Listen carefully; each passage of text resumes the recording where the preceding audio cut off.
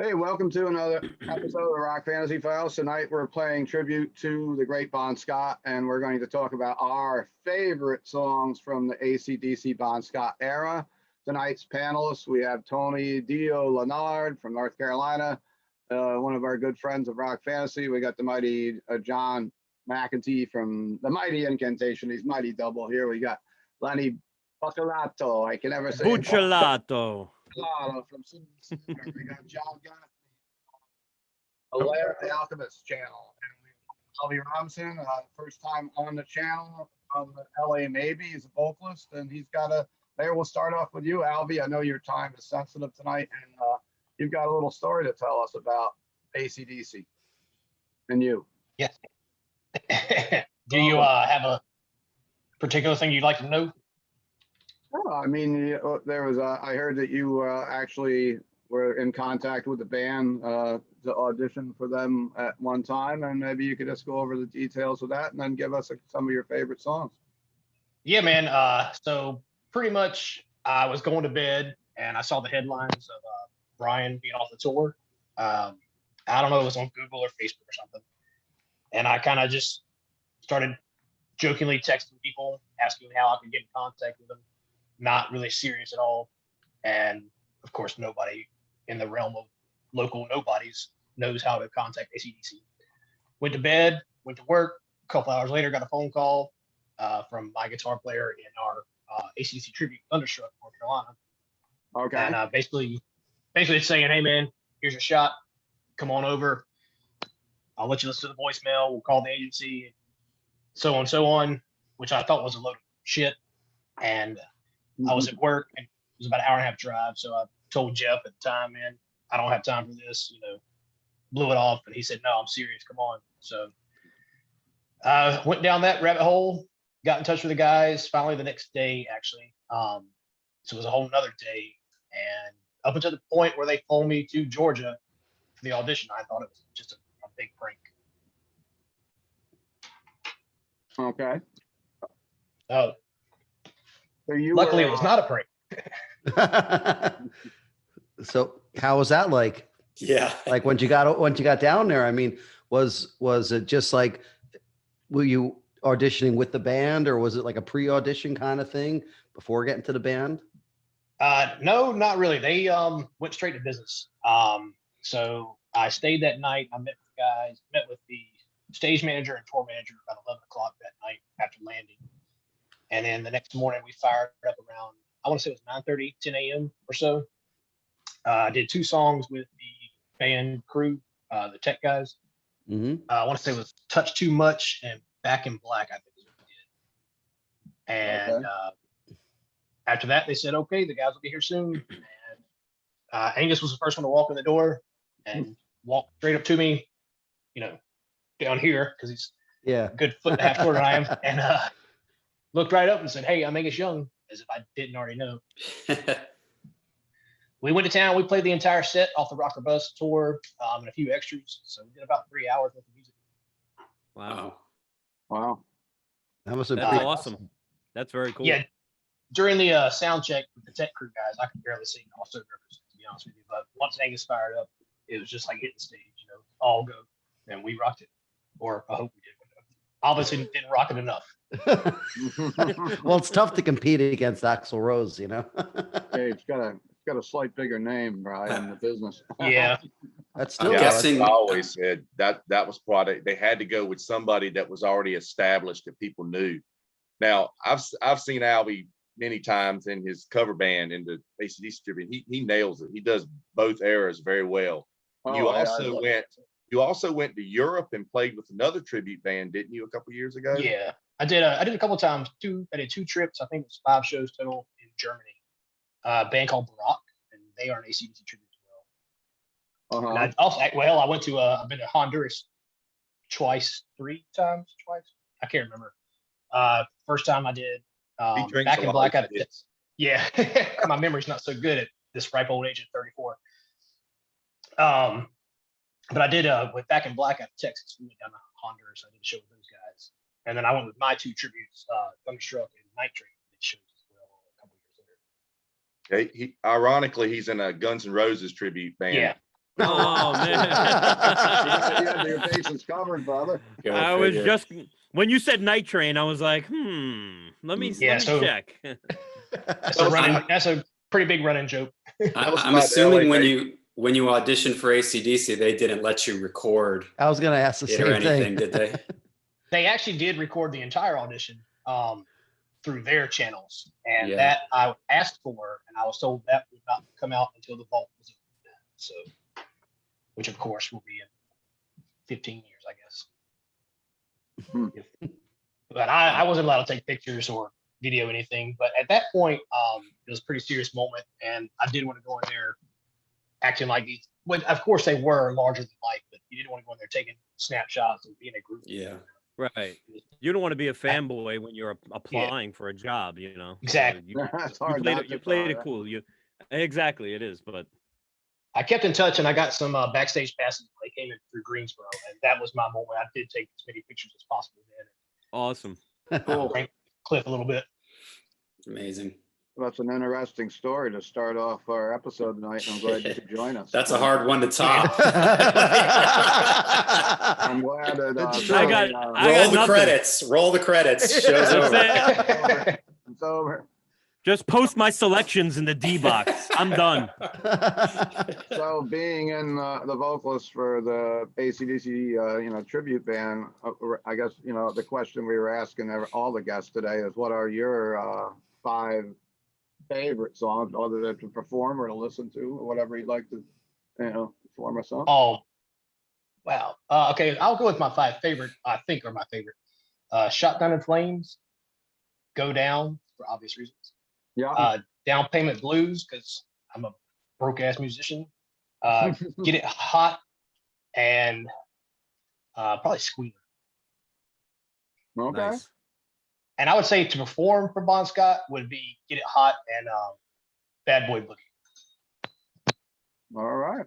Oh, it's nice to see Get It Hot get some love. That's Yeah, usually one that doesn't get talked about from that album.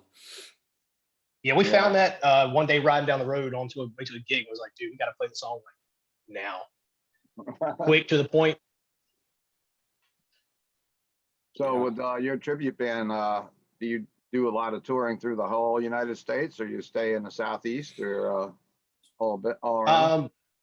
With Thunderstruck, we don't really tour anymore at all. Actually, that kind of okay. phased out when I started doing Night Train. We didn't have great management, logistical skills as a band, and we had trouble finding someone to do that for us. But we did mostly, Southeast and a little bit in the Northeast region. Not a whole lot. A lot of competition up there. And Okay. with Night Train, we tour all over, wherever your money's green.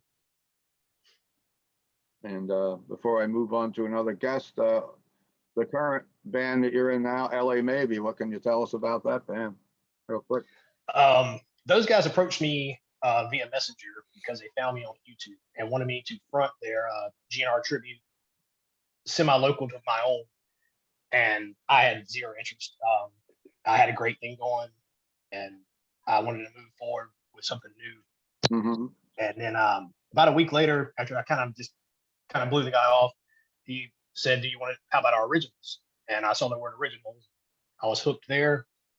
The guys came up about 3 days later. We jammed some of their songs just to see how it felt.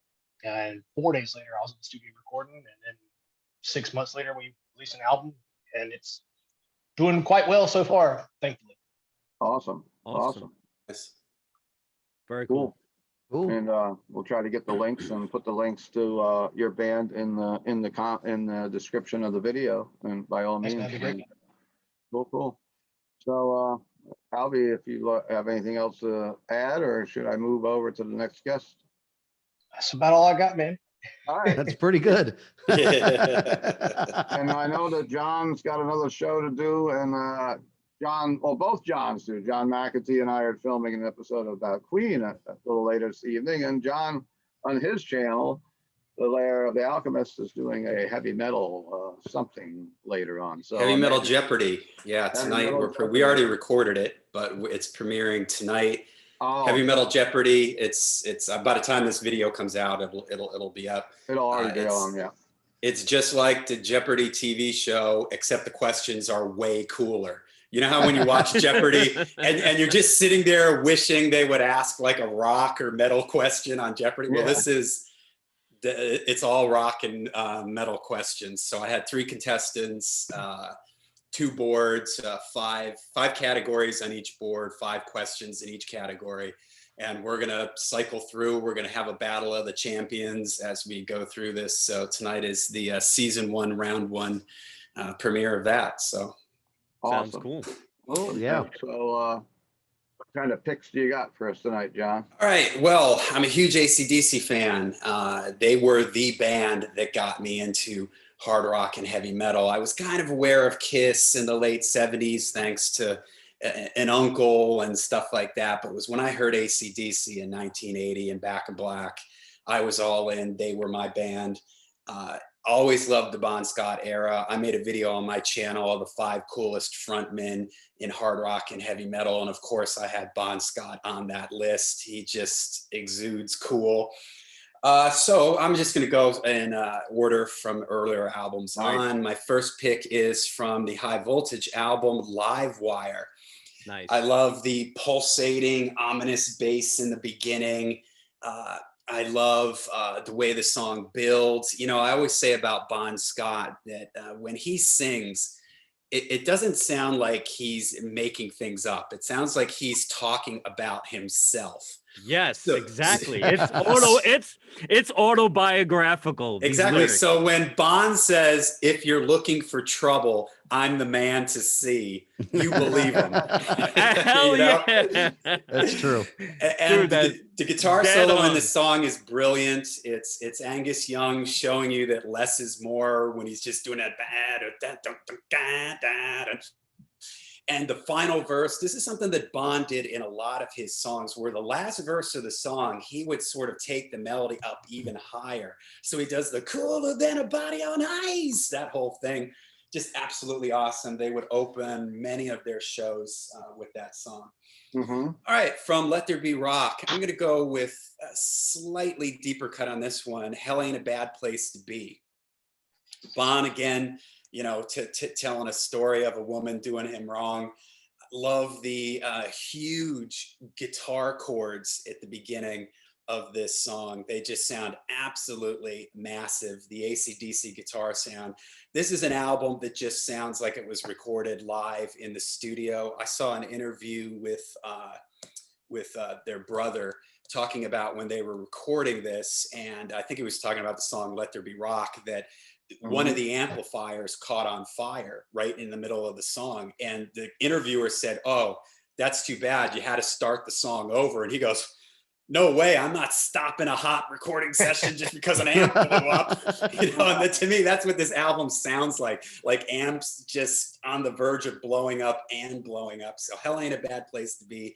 I love Bon's delivery in this. Fantastic, great groove to it. That's also the secret sauce of AC/DC for me, is in the groove. AC/DC has a swing and a pocket and a feel that they just completely own. It's their own zip code, and they do it better than anybody else. All right, from the Power Age album, I actually have 2 cuts from here. Sin City. I always love when AC/DC plays more minor key type songs. Bon sounds amazing on this. The main riff is killer.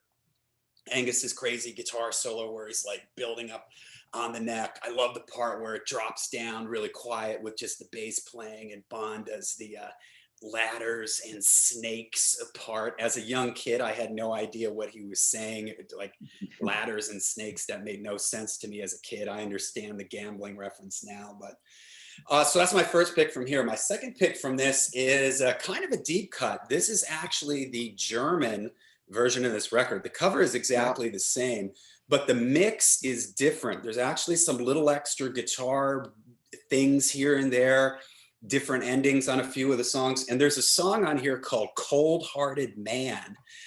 I believe it was also a B-side to one of their singles. It's an amazing song, great riff, fantastic Bon delivery, talking about a guy that's left out on the street, abandoned by everyone. He's a cold-hearted man. And it is just a really cool deep cut from AC/DC. All right, my last one is from the Highway to Hell album. Probably maybe my favorite AC/DC song of all time, Touch Too Much. Bond sounds incredible on it. The Mutt Lange production is spot on.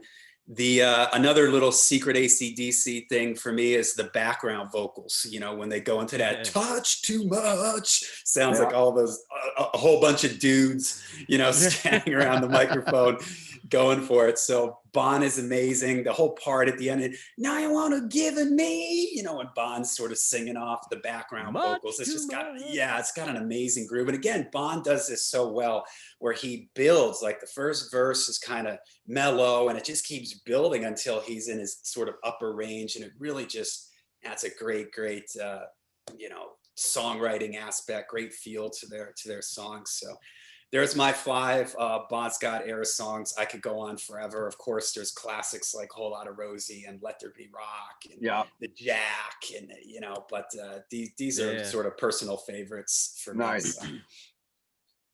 Any honorable mentions, John? Yeah, I would say like Let There Be Rock, Whole Lotta Rosie. I mean, Highway to Hell, of course. If I were to go deep cuts, I might say Night Prowler.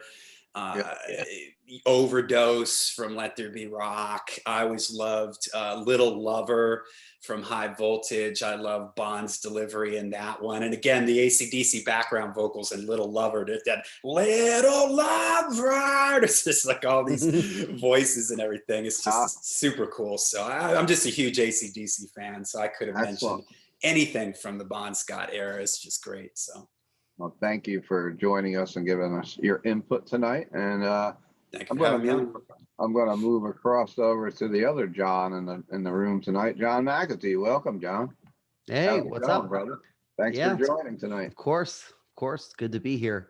I agree with John about how Bond kind of just gives you, I don't know, you really believe what he's saying, when he's singing the lyrics and stuff. I mean, I know people, just from other like jobs I've had and stuff like that, it's like a working man's kind of thing. And it's like the perfect music for some dude that just wants, wishes that they were still cool and could kick some ass, but maybe they never really kick some ass. But Bon Scott's kind of like his guy or something like that. Like, he's every man's like what they want to be as a man or something. Yeah. I don't know.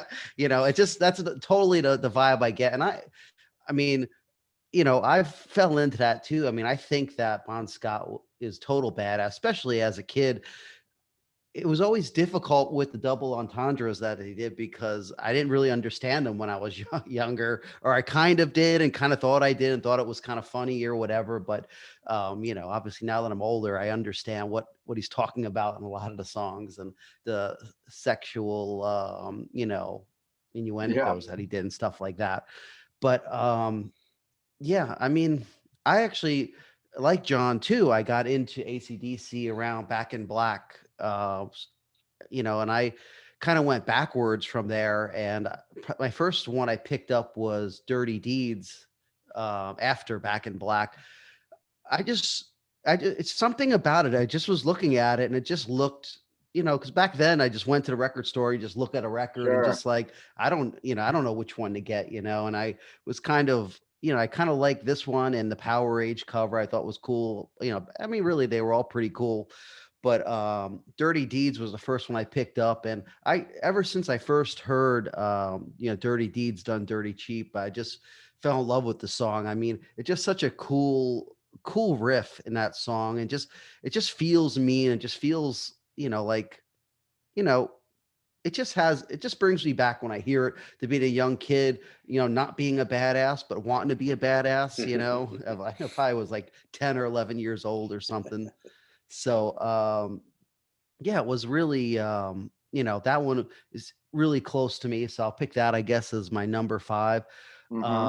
Also really like, Problem Child is a great one. I mean, it's difficult because really there's, it's like every album kind of goes through a a whole vibe. And I usually listen to like a whole AC/DC record. I don't, unless it's on the radio, I don't listen to any single song. So it's kind of Yeah. weird to pick one off it, you Yeah. know. But another one too that I didn't know about the song until I seen the video at MTV was for Jailbreak. I mean, that's such a good song, and I just couldn't believe that I didn't even know it was a song by Bon Scott until a couple of years after he passed away. I seen Yeah. the video where they're playing on the mountain of garbage or whatever, and he gets shot in the back in the video. I thought that was badass, and just the way he says, shot in the back in his like weird little tone that he does, just Mhm. really killer. And actually that song is really cool, the way the guitar kind of like plays a part in telling the story. It's almost like the guitar and Bon Scott are like communicating or whatever, just like the little whatever, like the little mute things that he does on the guitar and stuff.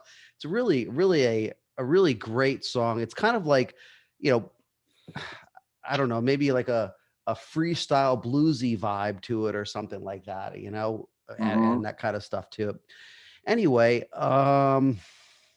yeah, I mean, for me, Power Age is an amazing album too. I really love Rock and Roll Damnation. I know it's kind of one of the more popular songs, and I usually like to pick deeper cuts, but man, that song's great. I mean, that album just, to me, it might be AC/DC's most dark album, the riffing and stuff. It just seems a little more evil than some of the other stuff. I mean, they've always tossed it in, but that album just seems to have the most amount of darkness to the riffs and stuff. Also off that one, Sin City is another great one. Like John said, that's just an amazing song. I think I'm at 5. Yeah, I guess that's my 5. So I'll go with my Okay. top one is Sin City. We'll go with. It doesn't All right. matter because they're all great songs. Everything that Bon Scott did with them is really cool and like its own way. I do like some of the drunken songs where it just kind of sound, something like the End of the Night kind of bar song to put on. Like Yeah. Nightcrawler or something like that. They have a lot of songs like that too. But those are my favorite. As far as like honorable mentions, I'll go with If You Want Blood. I mean, that's a great Nice. song. Well, Walk All Over You is a great one. Go Down. I mean, that's some great stuff, especially for that time. And they really kind of came out, even though they're kind of generic now. Back when back then they were pretty damn original, and those vocals too. I did want to mention that Bon Scott, vocal wise, originally I didn't really 100% get it because I was already on to the later AC/DC stuff like Back in Black and stuff. So it took me a little while to get used to the Bon Scott vocals, but once I got it, it's just, it hooks you in and you just totally get that feeling and stuff. So yeah. I always compared the two as Bon Scott is a guy who will steal your girlfriend in front of you, and Brian will do it after you go to the bathroom. Yeah, exactly. But but Bon Scott, I mean, both Brian Johnson and Bon Scott are they're relatable people, even though they're, larger than life. Everybody, I think, feels that they could, they might be able to be like them, even if they can't be in AC/DC or in a band, they could be that kind of tough guy in the bar or that kind of like, asshole or that kind of rough guy, I don't know. I just get that vibe from that. The thing that always gets me with the two different singers, like Brian Johnson is like the happy drunk and Bon Scott is the belligerent, angry guy that's smashing bottles over his own head and then stabbing you with the broken edges, Well, like you guys were talking about Bon Scott. I was being like this sort of mythic tough guy thing that you look up to as a kid. And I was recording somewhere once, and the guy that owned the studio, and I knew this, he was a guy that had drum teched and worked with roadied and done all this stuff through the 70s with a ton of different bands. And something had happened the night before. There was like, I don't know, a fight at a bar that we were playing at or something. And we were kind of sitting in the lounge talking about this. And the guy that owned the studio comes in and he goes, you want to know who the toughest guy I ever knew was? And we're like, yeah, sure, go ahead. And he goes, Bon Scott from AC/DC. And I go, wow, you met Bon Scott? He goes, I didn't meet Bon Scott. He goes, I roadied on the Highway to the European leg of the Highway to Hell tour. And he goes, one of my jobs was to sit with Bon in his trailer and walk him to where he came in on the stage. And then he proceeds to tell this story about how he goes, you know, we would go out, the road crew would go out, you know, drinking and go to a bar after the shows. And he goes, and Bon would come with us. He goes, because that's the kind of guy that Bon was, you know? So he goes, we're all out one night. And he goes, there's some big gorilla, like twice Bon's size. And this guy is like taunting Bon and wants to fight him. Like, you know, you're Bon Scott. And Bon's like, oh, come on, man. I don't want to have you know, have a drink. You know, he's like, I'm not going to fight you. You know, we're here having fun and everything. And he goes, I don't remember exactly what the story was, but something like at the end of the night, they're all leaving and this guy comes up and like knocks Bon down from behind, like he hits him from behind or something. And then this guy tells a story about it. He goes, Bon Scott was only like 5'4" or something like that. And he goes, he put a beating on this 6'4" guy like I've never seen. I've never seen somebody get beaten so badly. The beating Bon put on this guy. And then he goes, Bon Scott, the toughest guy I ever knew. Like, wow, that's a cool story. That's awesome. Yeah, that's killer. That's I awesome. can say I got beat up by Bon Scott. Hell yeah. All righty. Guys, before we move forward, I appreciate you having me. I got to bounce. I got to date. All right, Alvin. Cool. Great meeting Thanks, you. man. and, Awesome Yeah, story, thank man. See you soon, man. Nice meeting you, man. Fantastic. You have a good one. Thank you. Yep. See you. Let the be rock. Yeah, Albie has left the building. So John, we just finished up with you, and I guess we can move over to maybe I'll just do mine and screw everything up. I'm gonna go next. So Live life on the edge. I'm living on the edge, man. When it's not Bon Jovi, thank goodness. Number 5, I'm going with "Girls Got Rhythm" off the Highway to Hell record. Love that Great song, and of course, number 4, I'm gonna go with "Touch Too Much" also from Highway to Hell. Couple of the not, you know, kind of deeper tracks, I guess. If you have to have the album, you just don't know the, you know, the title song. I'm laying on Highway to Hell a lot because I know it's probably the most played out song from their category, but how do I not put Highway to Hell, the title track, in the top 5 songs? Oh, one thing real quickly with Highway to Hell, I didn't mention, that was the first song I learned how to play on guitar, actually. Oh, wow. Yeah, my guitar teacher, well, he was just teaching me like open chords and stuff. So you're actually able to play it with open chords, you know? So that's how I mean, I must have listened to that song like, you know, I don't know, a couple thousand times, just going, you know? But yeah, that was actually the first song I ever learned like the whole thing from front to back, you know? And I thought I was a badass that I knew that song, you know? I mean, Highway to Hell is a great song and a great you know, first song to start off my music career. It's Highway to Hell is my first, you know, it's fucking metal as fuck. He's been on the road ever since there with that incantation, of course.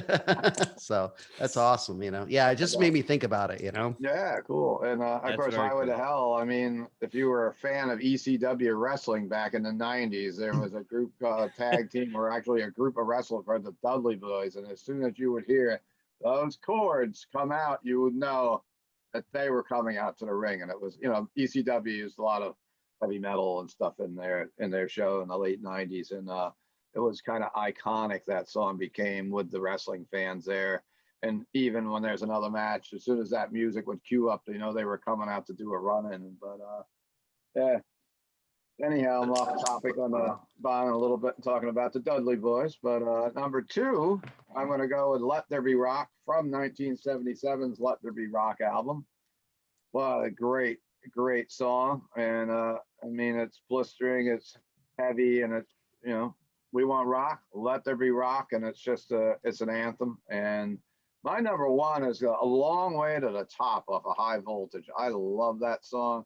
I love the whole chorus and you know, the arrangement of that song. And my favorite song, I guess I'm going to say, Go Down is also one of my honorable mentions from and Sin City from Power Age, and you know what a legend that Bon Scott was, and we lost him tragically in 1979. We can all say what ifs, what would have happened if he did not pass and he went out and did the Back in Black album, where probably wouldn't have been called Back in Black maybe, but who knows what have happened. Brian Johnson stepped in and had big shoes to fill, and he did a great job, and is still back, and he's back again now. Brian is. Axel's gone, and I think that's a good thing. Axel should be in Guns N' Roses, not AC/DC. That's my personal thing. I agree 100%. And I didn't go see that tour. I could have went and saw him at the Garden with Axel, but I passed up the tickets, so I sold the tickets. I was like, nah, I'll wait for that one. Yep. And I guess that kind of wraps up what I was going to say, and I'm going to move over to Tony. One thing before you continue, you're talking about the wrestling thing with AC/DC, but I think in general, probably AC/DC has the most amount of songs that you instantly know what the song is, and it's also like on so many commercials or so many introductions or sports arenas, like football games, anything. Like almost anything. You could just add to one of the riffs to any of their songs. You'll hear Dirty Deeds, you'll hear whatever. And it's amazing that there's so many iconic, powerful riffs that have stuck. Stood the test of time. I mean, we're talking. I mean, a lot of these riffs were written in the 70s, and I know there's a lot of bands that have like one song, like you might hear like Twisted Sister, We're Not Gonna Take It, or I Want to Rock or something. But with AC/DC, there's probably about 15 songs that you hear throughout, anywhere, any kind of sporting event, like John was saying, or just anything. I mean, I think. It's just amazing, really, to have that many riffs that have stood the test of time, like For that. Sure. And they've moved into this, they are at the top of the mountain. I mean, they are in sales wise, an album like Back in Black is in that rare diamond category, where we're talking Michael Jackson and the Eagles greatest hits territory. Sure. It's the second highest selling album of all time. And AC/DC can go and play a stadium anywhere in the world for as many nights as they want to, and they'll sell it out. Absolutely. In a lot of ways, they're like up there with like the Rolling Stones. For album sales and for attendance, figures and things like that. It's really amazing how sometimes I forget how absolutely massive they've become, because when we were into them and everybody's, John, you mentioned like Back in Black, and it was just like, only teenagers were into them back then, but now it's like it's frowned upon. Exactly. They're on TV commercials. You hear football teams run out onto the field to their music. 6 years old like me.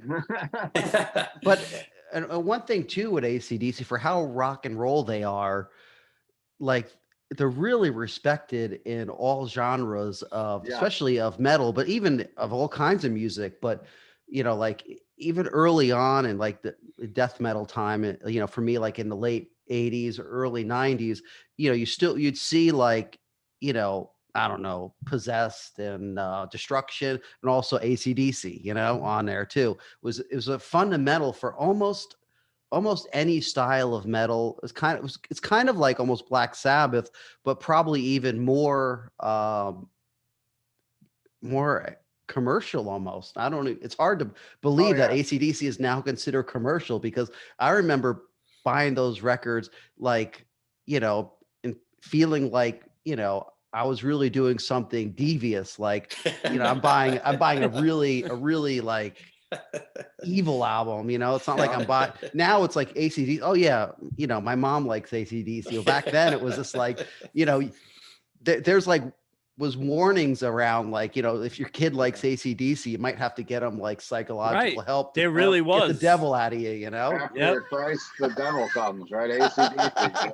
Yeah, I remember that one. Yeah, I mean, it was Knights true in though. Satan's Oh, service, man. It's crazy how the situation switched around to now it's so massively acceptable and commercial. I mean, it's good for them and it's great because they did it in a very organic way, because Yeah. you know, it wasn't like those albums came out and they were like accepted just by everybody. Those albums Yeah. came out, and yeah, I mean, you get a little bit of radio play, like in the Bon Scott stuff back then, a little bit of airplay, not a lot, way more now than before. Oh, Like, it's crazy. I would have killed to hear a song like that on the radio in the late 70s or something. But yeah.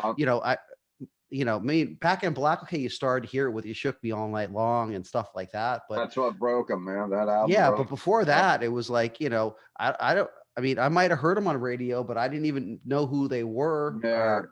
Or, it wasn't something that super common. For it to be so common now is actually kind of crazy, in a way, at least to me, from my perception, No, I Sure. think you're dead on. And there was something about Back in Black too, because Bon Scott died. They released Back in Black within 6 months. I That know. album was recorded and released and became a phenomenon. I Sure. mean, but just think about, like, I know. should we break up? No, let's get this guy from Geordie over here to sing with us. He joins the band and they blow up like 100 times bigger Yeah. than what they ever anticipated. And Sure. just to speak to your point, my nephew couldn't care less about rock or metal or anything, and he's a kicker. He was an athlete in high school. He's an athlete in college, and you know they're playing rap and R&B, but then there's two AC/DC songs in the music that they're playing that they come out to, Thunderstruck, and I forget one of the other ones, but Okay. so it's like, it's when you say, like, use the word ubiquitous, it's everywhere. It's in commercials, it's in TV, even kids who couldn't care less about it, they know Yeah. AC/DC songs, so it really is like, I think they transcended, a hard rock band. Of course, Yeah. we're gonna loop back in a few weeks and touch on the Brian Johnson era too on the channel. So Yeah. yeah. Oh yeah, I was in. If you want to talk about Thunderstruck, there's a bar next to my old store called Players. Who one of my employees, Ruby, still works there, and they used to have a drinking game. If Thunderstruck came on, you had to turn the picture around the room, and every time it said you had a picture until it stopped, and then thunder and thunder. They were passing the picture around. And there was funny. all kids that probably didn't even listen to anything of more of the hard rock or heavy metal hanging out in the bar, but they knew a Thunderstruck song. And Exactly. also of note with Bon Scott was the fact that after Back in Black blew up, Dirty Deeds was released in the US, at least. I don't know if it was at the entirety of North America, but Dirty Deeds didn't come out here until between Back in Black and For Those About to Rock. Right. So, right. That might be why I picked it up then. Yeah, I picked it because up after Back in Black. And that album, I mean, anything that followed Back in Black was going to sell a lot of records. Yeah. But Dirty Deeds, became a very, very big, it's one of their big records. And I think a lot of that is because it followed Back in Black. And then it sort of introduced people who maybe weren't familiar with the Bon Scott era. Sure. Yeah. Introduce them. Correct on that. Good. That's a good point. That's exactly what happened to me, I guess, without even knowing. Yeah. Let's move over to Tony and get some of his picks, and as we're a little running on time here. Well, that's like John said. Yeah, I think that was genius of Atlantic Records or Atco Records to release Dirty Deeds right after Back in Black, because a lot of people thought it was a new record from what I hear at the time.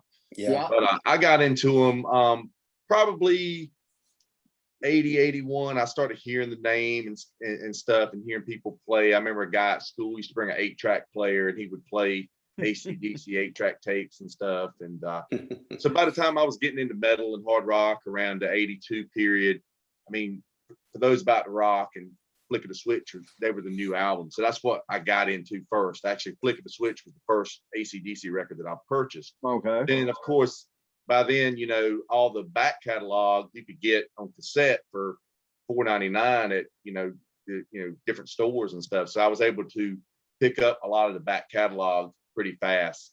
and became a pretty big fan. And one of my favorite songs is one of the ones John mentioned, Live Wire. It's a great kick-in song. They opened with that, which was on this record for High Voltage record, which this is the US version. But if you got it in the UK or Europe, you got the disco cover. Oh, It's kind of strange. dude, that's awesome. Yeah, it's just this weird looking cover. Same back cover, just a different cover. Wow. But of course, those albums came out in '75 over in Australia, and they came out as this record, High Voltage. But it's only 2 songs. It's a couple of songs, Little Lover and She's Got Balls is the only thing that actually ended up on the US version. Yeah, that whole thing confused the crap out of me back then. I didn't know what the hell to buy from them. Yeah, TNT is the one that's most of the songs from TNT made up the versions everywhere else that we got of High Voltage. So, but like I said, Live Wire, that's one of my favorite songs from them. Touch Too Much, great song. It's actually a 12-inch single for Touch Too Much. Oh, awesome. Great song. If you've ever heard the demo for the song is pretty much a straightforward blues rock AC/DC song. And Mutt Lange threw that magic in and came up with probably one of the most commercially sounding songs that they ever did. I mean, it flows like no other AC/DC song. It's very radio friendly. It's got that hook, Also have this is the Aussie version of Highway to Hell with the Flames. That's this a cool is actually this is actually a reprint of it. The actual, if you find an actual one, they're pretty expensive. I just picked that up recently. Also, I love Overdose. That was a really good song. It was on Let There Be Rock album. And in the Aussie version of that, we have the guitar chords on the front. And Overdose is just a good little hard driving song. I always liked that one. I remember Exodus, John was talking about how AC/DC fits into all genres of metal. I remember Exodus did a cool cover of Overdose on Fabulous Disaster. It was really cool. From there, I really like the song Ride On. Just a slow song, but like you're talking about earlier, one of the guys were saying that, that Bon kind of it's like he's telling his story. And that's definitely one of the ones from the Dirty Deeds record that was on. And I also have the Australian version of that one. We have the with the Bond with the big arm, the tattoo. I always thought that was a killer cover. Yeah. And Jailbreak is actually on this version of the album. Great song. Right On. It's just they also used it in that movie Maximum Overdrive, on the Who Made Who movie soundtrack. So that was always one of my favorites as well. And then I really like Riff Raff a whole lot. I think that's a great song. I mean, it opens up the If You Want Blood album, the Power Rage album. I actually had the German one like John has with the extra song on it, the different mix. But this is my favorite AC/DC record with Bon Scott. Okay. For sure. Probably my favorite period of the whole catalog. It is a dark, heavy record, and it's got so many great songs on it. Sin City, brilliant song. I mean, it's just What's Next to the Moon. I mean, Kicked in the Teeth. Give Me a Bullet to Bite On. And like you said, Steve Rock and Roll Damnation. That's just a good song as well. I mean, everything. I like every song on this record, and which just not a bad track on it. It's just a great album altogether. So, it would have been interesting to see what they would have done with Bon if they had continued, if he hadn't passed away. I really think they had really planted the seeds on Highway to Hell for success. But it's just something that we can always think about, consider. I did see him on that last tour they did with Axl, and I went in with low expectations. I didn't think it was going to be that great. I went, a friend of mine had an extra ticket, and I went, and I was actually blown away. I had a ball. It was great. Cool. I heard it was good from friends. Axl seems like he he put his ego aside and kind of fanboyed out, because I don't care how big of a rock star you are. I mean, you're up there with AC/DC. I'm sure that was his idols at one time, kind of like what we were talking about with Albie. And I mean, Axl did a great job. I really enjoyed the show, and it was really heavy on Bon Scott material, where, you know, if Brian had been there, it probably would have done more Brian era stuff. So it was cool. It was a good show, really good show. I enjoyed it. I saw a couple of clips from it, and I think, you know, in all fairness, Axl crushed Whole Lotta Rosie. And I thought he did it. I thought that was like real close to you know, Bon Scott quality. Yeah. And didn't they do Touch Too Much on that tour? I thought there were a couple deep cuts from the Bon era when Axl was there, which I thought was cool. So damn good. It was great show. I had a friend that was guitar tech on the tour as well, so he let us go back before the show and look at the gear and stuff. I got to do a little gear tour. That's kind of cool. Yeah, I got to actually see the Gretsch that was Malcolm's Gretsch that Stevie Young was using on the tour, and that was really neat. You know, thinking about how many great songs was written on that guitar. Yeah, amazing. It's a serious mojo coming off of that. It is, man. Guitar. You know, where was that show at, Tony? In North Carolina? That was in Greensboro Coliseum in North Carolina. So they were, because they went from the outdoor stadium with Brian, and when they went with, and then they started doing more of the arenas again when they had Axl. And I don't know if that was already set up before, or that's just something that happened. I think they were. Well, Axl started off. When they first started, I think Axl had his leg was injured and he was wearing a cast. He had a chair. I seen it. He was in like a king's chair or something, or a wheelchair or something. The one that Dave Grohl had made or whatever. Exactly. Yeah. It's pretty neat. That's too funny. Yeah. But yeah, like I said, I ran into Albie there, and he was excited because he got to go back and see the band all beforehand and get some photos taken, because he didn't get to do it, you know, when he did the audition. So that was cool. Well, yeah, that was great, and I'm glad you got Albie to come on sit with us tonight. I guess if you've got great to be here. Finished, I'm going to run over to Lenny, and we're going to wrap up. You know, start the closing statement of the Rock Fantasy Files. All right. So all these songs. I mean, you can't really pick just one great Bon Scott song, and I found it difficult to kind of pin it down. And then I started thinking about, you know, AC/DC and how iconic they are, and then I realized, you know, Bon Scott had 6 albums, was with the band for about 6 years, and had 57 songs. Wow. And that was it. And then the massive, you know, surge of who AC/DC became after his death. And you know, here we are, you know, 40 some odd years later, and we're still influenced by this man. We're still talking about how great his vocals are. And granted, we're older guys, and so we grew up with this. You know, I'm 52, and I shout out to my friend Ray Gaudio, because when I met Ray, he was a huge AC/DC fanatic, among other bands that he got me into, but he got me into AC/DC, and we started listening to Back in Black, which was the gateway drug into AC/DC at the time. But he's like, oh, if you like this, you have to listen to this. And then he started turning me on to, you know, Bon Scott era AC/DC, and I was just like, oh man, oh my God, this is just, I mean, his voice was everything.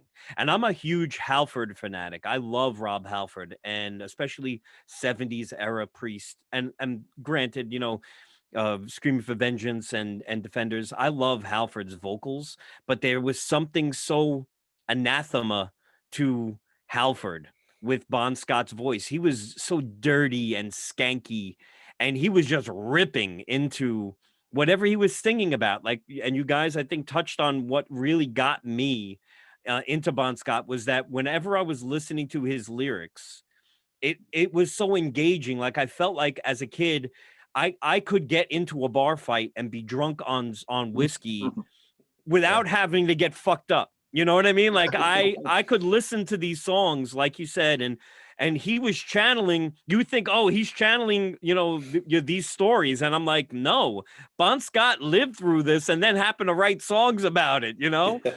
And then I'm Yeah. thinking like, even like about thinking about like The Woman's Got Balls and all this other stuff. When he's singing about Whole Lotta Rosie and he's talking about how big she is, and she weighs in at 19 stone. That's a 266-pound woman. And so I'm like, Bon Scott is a fucking beast. Like, here's a guy like skinny ass, Bon Scott, and he's talking about having sex with a 266-pound woman. I believed it. I'm all in on Bon Scott. I'm like, this guy he can fuck whoever he wants. He could drink people under the table. And eventually they caught up with him. And I think the mystique of who that person could have been, really turns you on to, what a shame it was that you don't have him anymore. But anyway, that was what kind of was digging in my head when I was thinking about all this stuff. So Ride On, Problem Child, Touch Too Much are my honorable mentions. I just love everything about Bon Scott songs. I love how and with like Touch Too Much, where he's singing and he's like, touch me, and then the guitars kick in. It's almost like usually where it's like, he's an extension of the band. The band is like an extension of his angst and like really grittiness, and they're like, he's like evoking himself, and then the band comes in to like punctuate that anger or the sexual lust and everything. And that's what I dig about him, because he was such a force and his vocals were so gritty. So my top 5 Bon Scott songs for me are Night Prowler. And again, I'm sorry guys if I keep saying this, but this could turn around. Now tomorrow I'm like, no, Of fuck, course. Ride On should have been in the top 5, or like you said, like, the insert song here, like, they're just amazing. So these are like, Night Prowler is number 5, but it's not like number 5, you know what I mean? So these are not I understand. in specific 5. order. You had to pick 5 something. Yeah. Yes. No. And Squealer, when I first heard Squealer, it was like, I was just a kid. I didn't have sex yet, but Bond did, and I was finding out about it, and so it's like, holy shit, like, is this what it's gonna be like, and it's so funny, like when you're a kid, you live vicariously through the lyrics of your heroes, and Squealer was like, holy, this is really intense. Shot Down in Flames, it seems like, even Excellent song. yeah, I just, everything about it is just, and for me, it kind of felt like, even a rock star can get turned down. Like that is what it always felt like to me, where it's like, and now he's not getting every girl, like I kind of connected with that. So, Shot Down in Flames is in there. It's a Long Way to the Top if you want to rock and roll. I just, Excellent. I mean, what can you say? That's like one of the perfect hard rock anthem songs. And it's a long way. And how he sings it, that high register, that's, that gritty but high voice. And then he breaks out a set of bagpipes and just starts crushing bagpipes. Great. It always cracked me up that I think like Dokken had a same video where they were on the back of a flatbed truck and they were rocking like at Hollywood Boulevard. But AC/DC did it first with It's a Long Way to the Top, and they were on the back of this flatbed truck just crushing bagpipes, and just destroying that song. And every time I hear it, I just want to like, wherever I am, I want to tear down a wall. I want to eat glass. You know what I mean? Like this, it's just a fist. I just want to pump my fist in the air. Great. Whole Lotta Rosie is number 1 for me. Okay. I love how he delivers the song. I love his vocals throughout it. And I like how it starts off slowly and just really builds. And again, it's all a matter of his delivery. I just love hearing his voice. There's something about it that, that really, like, he's channeling some serious energy, and he just delivers on every single vocal, like every lyric. I believe everything he's saying. Like I said, oh, she's a big girl. I had to look up what 19 stone was. I'm like, holy shit! Like, he's really into this, And I'm like, yeah, I guess she is a whole lot of Rosie. But yeah, he cracked me up because a lot of the things that he sang about or how he delivered it was with a middle finger, but also with like his tongue sticking out. Like he loved to fuck with people. He loved to mess with this like social mores and what people thought was right or wrong. And I think he was just such an anti-hero in the rock establishment. I just love the guy. I think he was like one of the best frontmen of all time. He was for me like in my top 5. And that's it, man. That's all I got. Nice. Very well put, Lenny. I'm glad to have you on the show. And Thanks, man. Does anybody have anything more to add to the show tonight? Or closing statement, John or Tony, Lenny? Nope. I know you guys have seen the video. I mean, he's talking about what's such a great front man. I know you guys have seen the "Baby Please Don't Go" video where he's dressed as the school girl. Yeah, that's real early. Like school boy, because he's in the school, he's got the pigtails, and he's just playing it all so well. He's just hamming it up for the camera. It's just hilarious. That's great. And, have you guys seen the movie that they did called Thunderstruck about the kids that were trying to get to Bon Scott's grave? No, I don't think I've ever seen that. It was filmed in Australia, and it's called Thunderstruck. It's worth looking up if you have never seen it. It's not a horror movie or anything like that. It's just a good rock and roll flick, kind of like Detroit Rock City was. Some kids, they had their buddy died, and they wanted to spread his ashes on Bon Scott's grave, and they were trying to get to the grave, and they run into all kinds of mishaps and so forth. So it's a good movie, but it's called Thunderstruck. Cool. Thanks for that, man. I want to see that. Yeah. Really cool. Excellent. That sounds like a good one to check out. And well, I'd like to thank everyone for joining us on the Rock Fantasy Files tonight. It was a condensed edition. We didn't have the whole staff, but we had some great folks on tonight. They gave really good input, and we'll be back next week with another episode. And John, and we've got something really exciting going on next week. We're going to be covering Celtic Frost and Voivod, and we won't go into all the details, but they're going to be pretty spectacular. I think I'm being spectacular. I used the word spectacular, so now we have to deliver.